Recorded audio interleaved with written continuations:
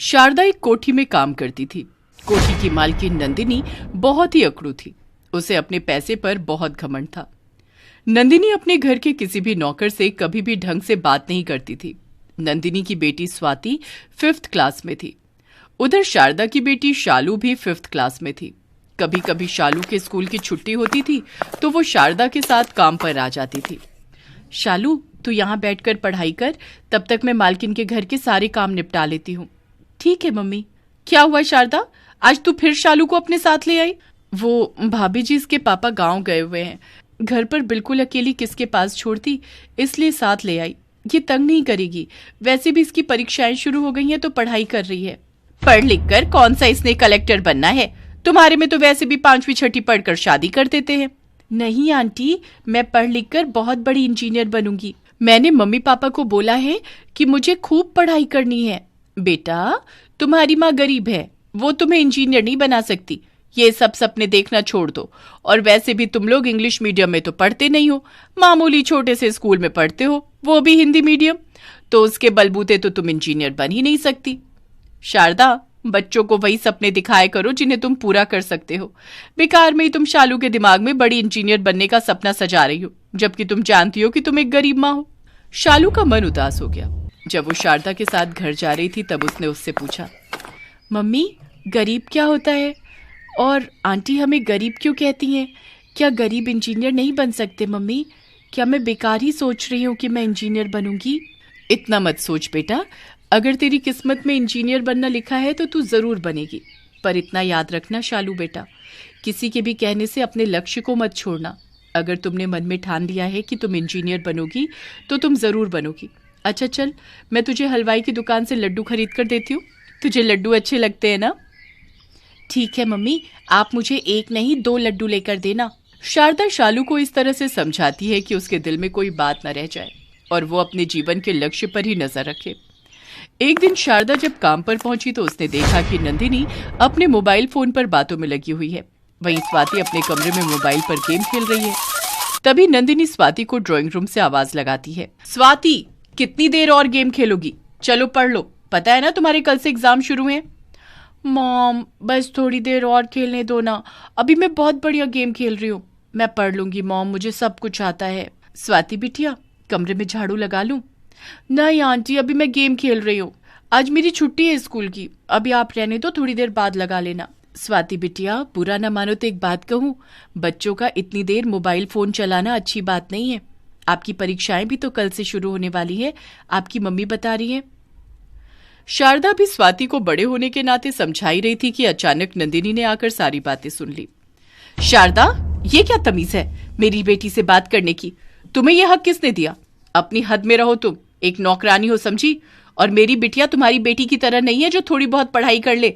English medium में पढ़ती है मेरी बेटी और अच्छे नंबर से ही पास होगी। जाओ यहाँ से, और आज के बाद इस तरह से मेरी बेटी से बात करने की कोई जरूरत नहीं है। भला मैंने तुम्हें काम पर रख लिया, तुम तो घर में घुसने की कोशिश कर रही हो। माफ करना नंदिनी भाभी, मैंने तो इसलिए बिटिया को बोला कि उनकी परीक्षाएं हैं तो पढ़ ले। ठीक है, मेरा दिमाग खराब मत करो, जाओ यहाँ से, बाहर की सफाई करो। और स्वाति, मैं थोड़ी देर में मार्केट जा रही हूँ, तुम मेरे पीछे से पढ़ाई कर लेना। नंदिनी की यही आदत थी कि वो अपनी बेटी स्वाति पर ध्यान नहीं देती थी और इससे स्वाति की पढ़ाई पर असर होने लगा। फिर एक दिन, मम्मी, मैंने कहा तो मुझे नहीं पता था कि मेरा मैथ्स का एग्जाम है, मैं भूल गई मम्मी। अब कैसे होगा, तुम्हारे पापा भी घर पर नहीं है, ट्यूशन में तुम ध्यान नहीं लगाती हो, इतने सारे कोर्स को 2 दिन में कैसे पूरा करोगी? मैं भी तुम्हें बिल्कुल नहीं पढ़ा पा रही हूँ, कितना ही पढ़ा लूंगी। सैटरडे संडे का ऑफ था, इसलिए शारदा के साथ शालू भी आई हुई थी। शालू के एग्जाम खत्म हो चुके थे। शालू नंदिनी के पास आई और बोली, आंटी, अगर आप कहो तो मैं स्वाति की हेल्प कर सकती हूँ, मेरे एग्जाम खत्म हो चुके हैं, मैं स्वाति को मैथ्स पढ़ा दूंगी। तुम कैसे पढ़ाओगी शालू, तुम हिंदी मीडियम की लड़की हो, तुम्हारे स्कूल में उनके बड़े स्कूल के जैसी पढ़ाई नहीं होती है। आंटी, मैथ्स के फॉर्मूले तो सब जगह एक ही होते हैं, हमारे स्कूल में भी स्वाति के स्कूल जैसी ही किताबें हैं। मेरा कोर्स स्वाति के साथ मिलता जुलता है, अगर आप कहो तो मैं स्वाति को पूरी मैथ्स करवा दूंगी। ठीक है, एक बार शुरू करो, मैं देखती हूँ कि तुम इसे कैसे समझाती हो। मॉम, क्या कर रहे हो? शालू मुझे नहीं पढ़ा पाएगी, मेरा तो दिमाग खराब हो रहा है, मैं क्या करूंगी कल एग्जाम में? एक बार पढ़कर देख लो, नहीं समझ आएगा तो करना फिर जैसे पेपर करने, मैं क्या करूं? शालू स्वाति को मैथ्स पढ़ाने लगती है। कुछ ही देर में नंदिनी देखती है कि स्वाति शालू से बहुत अच्छे से मैथ्स समझ रही है। ये देखकर वो हैरान रह जाती है। नंदिनी भाभी चिंता मत करो, शालू मैथ्स में बहुत अच्छी है। इस बार उसके पेपर बहुत अच्छे गए हैं। उसकी टीचर कह रही थी कि वो गणित में बहुत अच्छे नंबर लेकर आई है। हाँ, मुझे दिख रहा है। स्वाति शालू से अच्छे से समझ पा रही है। शालू के पास 2 दिन का टाइम था। वो शनिवार और इतवार दोनों दिन स्वाति को खूब मेहनत करवाती है। शालू का दिमाग पढ़ाई में बहुत अच्छा था। उसके बताए गए तरीके से स्वाति मैथ्स को करती है। अगले दिन सोमवार को जब स्वाति पेपर देकर आती है तो वो बहुत खुश थी। मम्मी, मेरा मैथ्स का पेपर बहुत अच्छा गया है। आपको पता है, शालू ने मुझे एक एक चीज समझाई थी। मेरी ही सोच गलत थी।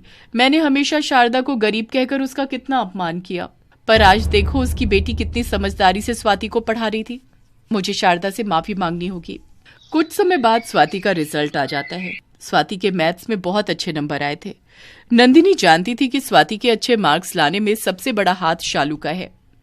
शालू बेटा, ये मेरी तरफ से तुम्हारे लिए उपहार है। तुमने स्वाति की बहुत मदद की।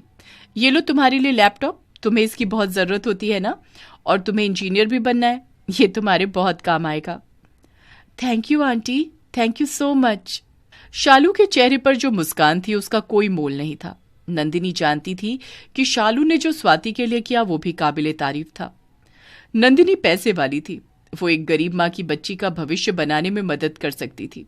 एक गरीब की बच्ची का सपना पूरा होने में थोड़ी सहायता कर सकती थी। उसकी इसी सोच ने उस दिन से उसके व्यवहार को बदल दिया। अब कभी भी स्वाति को पढ़ाई में कोई परेशानी होती तो नंदिनी शालू को बुला लेती। नंदिनी ने देखा कि व्यक्ति अमीर या गरीब कुछ नहीं होता, व्यक्ति का चरित्र मायने रखता है।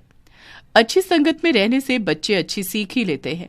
स्वाति को बार बार पढ़ने के लिए कहा जाता था, पर आज वो भी शालू के साथ रहने से पढ़ने में अच्छी हो गई। मानसी एक 8 साल की छोटी बच्ची, जिसके मम्मी पापा दोनों नहीं थे। वो अपने चाचा चाची के साथ रहती थी। मानसी, ओ मानसी, अभी तक तेरे से झाड़ू नहीं लगी, और देख बारिश हो रही है। जाकर छत से सारे कपड़े भी उतार कर ला। अभी लाती हूँ चाची, बारिश बहुत तेज हो रही है। क्या करूँ, जल्दी जल्दी कपड़े उतार लेती हूँ, नहीं तो चाची फिर मारेंगी। दीपा बिटिया, ये ले तेरा दूध, वो भी बादाम वाला। गरम गरम पी ले, बारिश का मौसम है।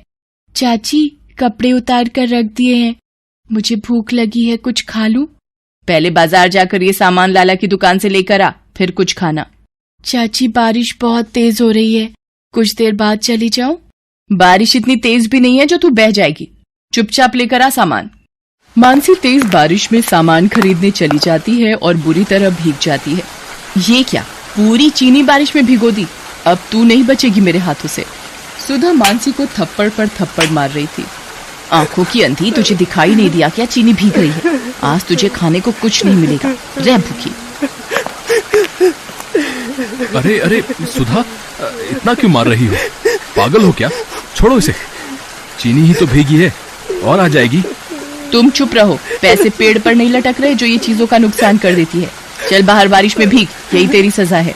सुधा मानसी को घर के बाहर बारिश में भीगने के लिए खड़ा कर देती है। बहुत बहुत ठंड लग रही है चाची, मुझे अंदर आने दो ना। अब ऐसी गलती दोबारा नहीं करूंगी। सुधा बच्ची है, अंदर आने दो, नहीं करेगी दोबारा। एक काम करो, तुम इसे घर के अंदर ले आओ, मैं घर छोड़कर दीपा को लेकर मायके चली जाती हूँ। किशोर चुप होकर कमरे में चला जाता है। तकरीबन 1 घंटे बाद, दीपा, जा बोल दे मानसी को अंदर आकर बर्तन करेगी, सारे बर्तन जूठे पड़े हैं।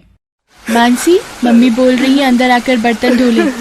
मानसी भीगे हुए कपड़ों में बर्तन धोने लगती है। भूखी प्यासी मानसी घर का सारा काम करती है।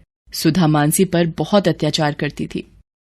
एक दिन, हाँ भैया, मेरे पति काम से बाहर जा रहे हैं, पीछे से ये काम हो जाना चाहिए। ठीक है, मैं समय पर पहुंच जाऊंगा। किशोर किसी काम से शहर से बाहर चला जाता है। मानसी बेटा, चल तुझे बाजार से नई चप्पल दिला लाऊं, टूटी हुई चप्पल में घूम रही है। चाची, मेरे लिए नई चप्पल? ठीक है, मैं चलती हूँ। सुधा मानसी और दीपा के साथ बाजार जाती है। मानसी, तू यहाँ बैठकर चप्पल देख। भैया, दिखाना जरा चप्पल। मानसी, मैं जरा दीपा को सामने की दुकान से पानी की बोतल दिलाकर आती हूँ। सुधा मानसी को चप्पल की दुकान पर छोड़ जाती है। दुकानदार दूसरे ग्राहकों में व्यस्त हो जाता है। तभी बेटा, आपका नाम मानसी है ना? आपकी चाची ने मुझे भेजा है। उन्हें घर जाना पड़ा। वो मुझे तुम्हें घर छोड़ने को बोल गई हैं। आओ, तुम्हें घर छोड़ देता हूँ। अंकल, ये तो मेरे घर का रास्ता नहीं है, आप मुझे कहाँ ले जा रहे हो? ये रास्ता भी घर की ओर ही जाता है। जहाँ से ले जा रहा हूँ चुपचाप चल। मानसी व्यक्ति के हाथ पर काट कर हाथ छुड़ाकर भागती है। रुक जरा, भागती कहाँ है? व्यक्ति मानसी का पीछा करता है। मानसी रोती हुई तेजी से भागती है। भागते भागते अचानक, आंटी, वो अंकल मेरे पीछे पड़े हैं, मुझे अपने साथ ले जा रहे हैं आंटी। डरो नहीं बेटा। अरे अब क्या करूं? ये लड़की तो गायब हो गई। मैडम, वो लड़की तो हाथ छुड़ा कर भाग गई। कैसी लड़की को पकड़ने के लिए तुमने बोला? मेरे पैसे वापस करो, जितने भी मैंने तुम्हें दिए हैं। लड़की को तुम संभाल नहीं सके, इसमें मेरी क्या गलती है? कोई पैसे वापस नहीं मिलेंगे। सुधा ने मानसी को उस व्यक्ति को बेच दिया था और उसके बदले 5 लाख रुपए लिए थे। उधर मानसी जिस महिला से टकराती है उनका नाम कौशल्या देवी था। मानसी डरी हुई थी तो वो उसे अपने साथ ले आई। आओ बेटा, अंदर आओ, डरो नहीं। माला, गुड़िया के लिए पानी लेकर आओ और कुछ खाने को भी। ये लो दीदी। ये कौन है? मैं बाजार से निकली तो ये बच्ची किसी आदमी से डरकर भाग रही थी और मेरे से टकरा गई। मानसी जब खाना खा लेती है तब, बेटी तुम्हारा नाम क्या है? आंटी, मेरा नाम मानसी है। मेरी चाची मुझे बाजार में अकेला छोड़कर चली गई और उन गंदे अंकल ने बोला कि वो मुझे घर छोड़ देंगे, पर वो अंकल मुझे कहीं और ले जाने लगे थे। मानसी रोते हुए कौशल्या को सारी बात बताती है। तुम यहाँ पर बिल्कुल मत घबराओ मानसी, अब तुम यहीं रहो, यहाँ तुम्हें डरने की कोई जरूरत नहीं। माला, मानसी की भी सभी बच्चों के साथ रुकने की व्यवस्था कर दो, ये अब हमारे अनाथ आश्रम में ही रहेगी। कौशल्या एक छोटा सा अनाथ आश्रम चलाती थी और मजबूर बच्चों की सहायता करती थी। उधर जब किशोर वापस आता है तो वो घर पर मानसी को नहीं पाता। किशोर सुधा से पूछता है, सुधा, मानसी दिखाई नहीं दे रही, कहाँ गई है? यहीं कहीं होगी। किशोर कमरे में चला जाता है। तभी सुधा को व्यक्ति का फोन आता है। दूसरे फोन पर किशोर दोनों के बीच की सारी बात सुन लेता है। शायद तुम जानती नहीं हो, कल्लू से पूरे एरिया में नाम से ही लोग डर जाते हैं। मुझ जैसे गुंडे से पंगा लिया है तुमने। देखो कल्लू, धीरे बोलो, मेरे पति वापस आ गए हैं। वो तुम्हारी आवाज सुनेंगे तो हम दोनों जेल में जाएंगे। मानसी के गायब होने का पता अगर किशोर को चल गया तो हम दोनों की खैर नहीं। मुझे कुछ नहीं सुनना, मेरे 5 लाख रुपए दो और मेरा हिसाब करो। ठीक है, मैं पैसे दे दूंगी, थोड़ा वक्त दो। सुधा फोन रख देती है। तभी, क्या तुमने मानसी को गुंडे के हाथ बेच दिया? सुधा, तुमने कितनी नीच हरकत की है। बेचारी बिन माँ बाप की अनाथ बच्ची को तुमने बेच दिया। सुधा, तुम एक औरत और एक माँ कहलाने के लायक नहीं हो। कहाँ रहता है वो गुंडा? मेरे साथ चलो, अभी बताओ उसका पता। किशोर सुधा को थप्पड़ मारता है और कल्लू गुंडे के घर पहुंचता है।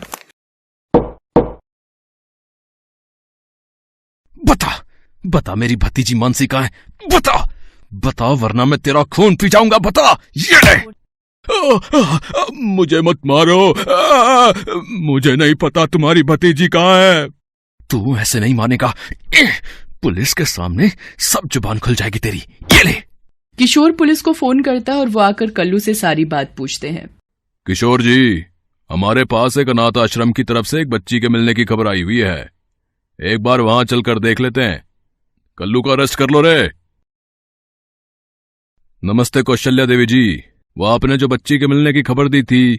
जी इंस्पेक्टर साहब, मैं अभी बुलाती हूँ। माला, मानसी को ले आओ। चाचा जी। मानसी मेरी बच्ची, मुझे माफ कर दे।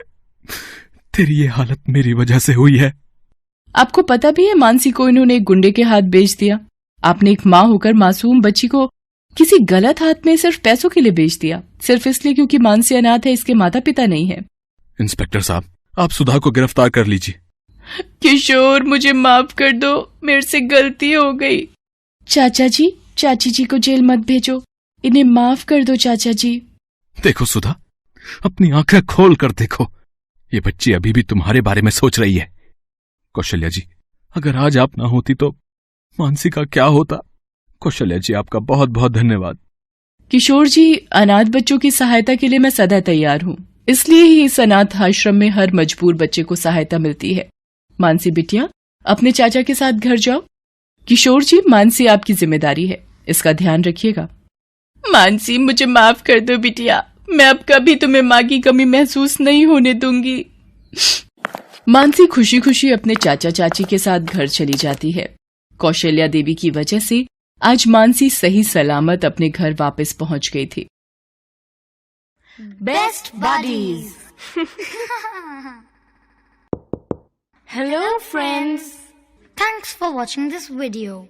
अगर आपको ये वीडियो पसंद आया है तो प्लीज लाइक, सब्सक्राइब, कमेंट्स करें इस वीडियो पर, और हाँ, शेयर करना भी ना भूलें। और भी मजेदार वीडियो देखने के लिए नीचे दिए गए बेल आइकॉन को दबाएं। देखते रहिए बेस्ट बडीज।